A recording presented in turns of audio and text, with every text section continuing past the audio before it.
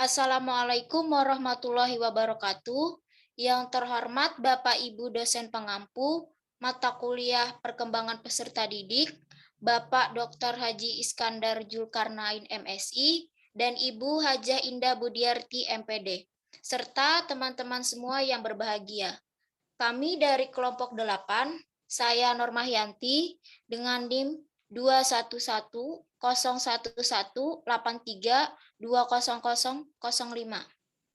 Aisyah NIM 2110183200021. Alisa Najla Villa Putri NIM 211018182200041.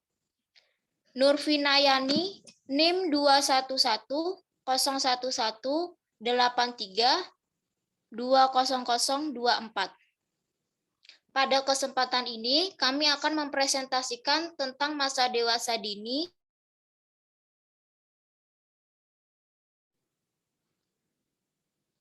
Masa dewasa ialah masa awal dan masa sulit seorang individu dalam menyesuaikan diri terhadap kehidupan baru dan harapan sosial barunya.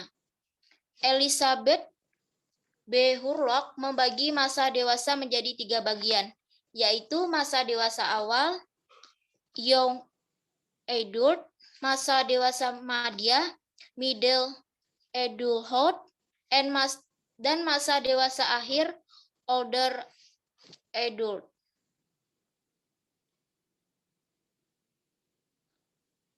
Yang pertama, pembagian perkembangan masa dewasa dini, madya, dan lansia. Yang kedua, tugas-tugas perkembangan pada masa dewasa dini, madya, dan lansia. Yang ketiga, perkembangan dan perubahan fisik, intelektual, dan emosi, sosial, dan moral pada masa dewasa dini, madya, dan lansia. Dan yang terakhir, yang keempat, implikasi pendidikan pada masa dewasa dini, madya, dan lansia. Baik, materi selanjutnya akan dibacakan oleh Aisyah. Pertama, pembagian perkembangan masa dewasa dini, madya, dan lansia.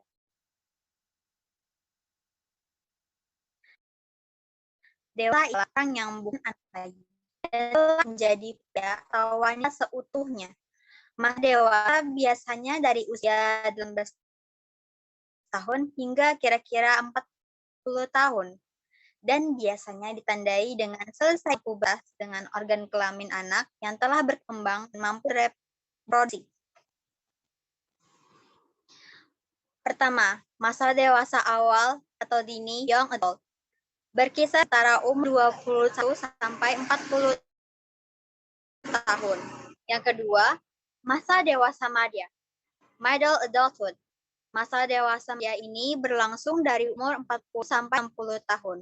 Yang ketiga, masa dewasa lanjut atau lansia, older adult. Masa ini dimulai dari umur 60 tahun sampai akhir hayat.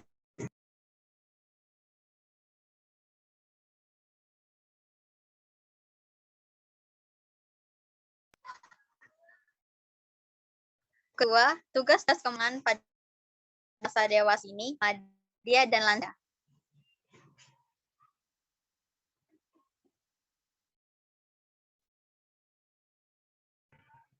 Tugas perkembangan masa dewasa dini. Pertama, memilih pasangan hidup. Yang kedua, mencapai peran sosial. Yang ketiga, bertanggung jawab. Yang keempat, mencapai kemandirian emosional.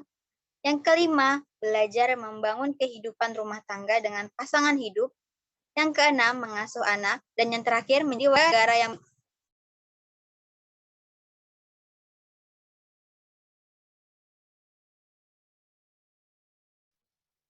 tugas perkembangan masa dewasa madya. Yang pertama, penyesuaian diri terhadap perubahan fisiologis. Yang kedua, penyesuaian diri terhadap perubahan minat. Dan yang terakhir, penyesuaian diri terhadap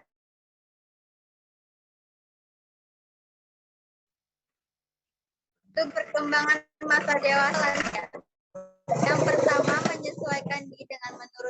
kekuatan fisik dan kesehatan.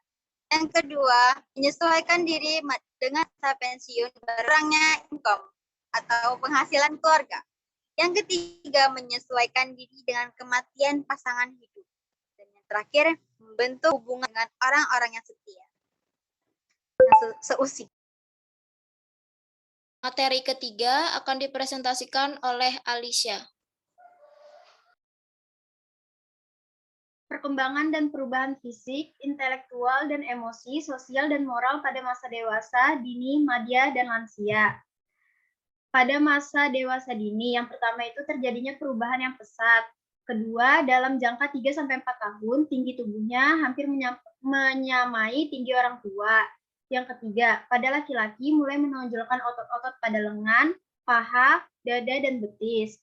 Yang keempat, dalam masa pertumbuhan, baik remaja, pria maupun wanita cenderung lebih ke arah memanjang dibandingkan melebar. Yang kelima, kematangan kelenjar seks pada wanita cenderung lebih cepat dibandingkan pada pria. Pada masa dewasa madya, yang pertama, berat badan itu bertambah. Yang kedua, berkurangnya rambut dan beruban. Yang ketiga, bagian otot-otot mulai mengendur. Yang keempat, mulai muncul keriput. Yang kelima, mulai muncul masalah persendian. Pada masa dewasa lansia, yang pertama, gigi mulai tanggal. Yang kedua, rambut hampir semua beruban. Yang ketiga, penglihatan dan pendengaran menurun. Yang keempat, mulai merasakan sering lelah. Yang kelima, pergerakan melambat.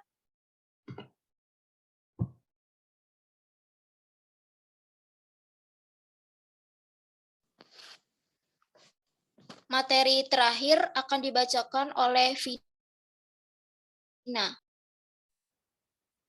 Materi keempat, implikasi pendidikan pada masa dewasa, dini, madya, dan lansia. Pada masa dewasa dini, pendidikan orang dewasa menurut Panen dirumuskan sebagai suatu proses yang menumbuhkan keinginan untuk bertanya dan belajar secara berkelanjutan seumur hidup. Knowles menegaskan bahwa pembelajaran orang dewasa akan berhasil jika melibatkan fisik maupun emosional. Pada masa dewasa madya, terciptanya proses belajar merupakan proses pengalaman yang ingin diwujudkan oleh setiap individu. Proses pembelajaran bagi orang dewasa dapat memotivasi diri untuk mencari pengetahuan dan keterampilan yang lebih tinggi. Pada masa dewasa lansia, terciptanya proses belajar merupakan proses pengalaman yang ingin diwujudkan oleh setiap individu. Proses pembelajaran bagi orang dewasa dapat memotivasi diri untuk mencari pengetahuan dan keterampilan yang lebih tinggi. Kesimpulan, setelah melewati masa anak-anak dan remaja, maka kita akan melewati masa dewasa, di mana di masa dewasa kita sudah tidak dapat bergantung pada orang tua dan kita memiliki tugas serta kewajiban yang akan kita pertanggungjawabkan terhadap diri sendiri maupun sekitar kita. Baik, salah hilaf mohon maaf. Wassalamualaikum warahmatullahi wabarakatuh.